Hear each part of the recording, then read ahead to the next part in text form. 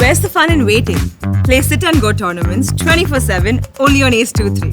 This game involves an element of financial risk and may be addictive. Please play responsibly and at your own risk.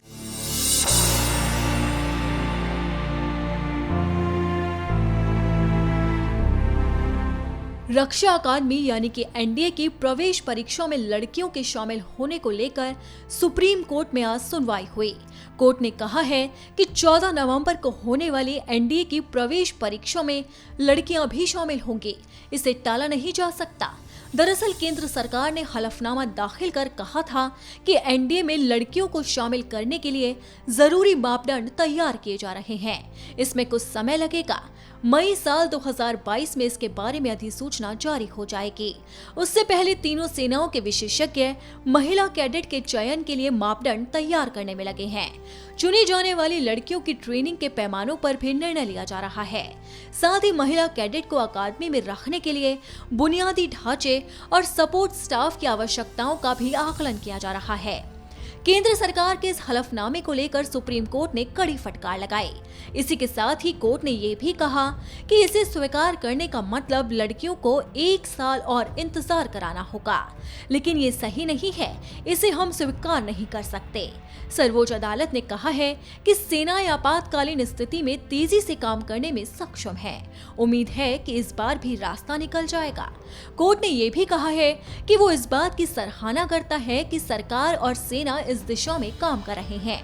इसमें आने वाली शुरुआती व्यवहारिक समस्याओं को भी वो समझता है, लेकिन कहीं ना कहीं से शुरुआत करनी ही होती है। इस साल वैसे भी परीक्षा देने वाली लड़कियों की संख्या बहुत कम है, इसीलिए उनके लिए रास्ता निकाला जा सकता है। सुप्रीम कोर्ट ने यह भी कहा है कि यूपीएससी इस साल की परीक्षा के लिए पहले जारी अधिसूचना पर एक भूल सुधार जारी करे। इसमें लड़कियों को भी परीक्षा में बैठने की अनुमति देने के साथ ही उनके लिए तय आयु, शारीरिक मापदंड आदि की भी सूचना दी जाए। इन मापदंडों पर विस्तृत फैसला होने से पहले रक्षा विभाग कुछ तात्कालिक पैमाने तय करे, उसे ही फिलहाल प्रकाशित किया जाए। कोर्ट को जानकारी दी गई है कि नवंबर में होने वाली परीक्षा का परिणाम लगभग 2 महीने बाद आएगा। इस पर कोर्ट ने जनवरी के तीसरे सप्ताह में अगली सुनवाई की बात कही है। जजों ने यह भी कहा है कि आदेश लागू करने में हो रही किसी भी तरह की दिक्कत की स्थिति में सरकार स्पष्टीकरण के लिए कोर्ट का दरवाजा खटखटा सकती है। अब कोर्ट के इस आदेश से साफ है कि लड़कियों को इसी साल एग्जाम देने की अनुमति होगी।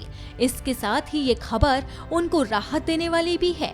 अब उनके पास आगे बढ़ने और खुद को साबित करने का एक काफी अच्छा मौका है। अब देखना होगा कि सुप्रीम कोर्ट के इस आदेश के बाद केंद्र सरकार का क्या रुख रहता है। क्या वो कोर्ट का दरवाजा खटखटाएगी या फिर वो इस आदेश को मानेगी।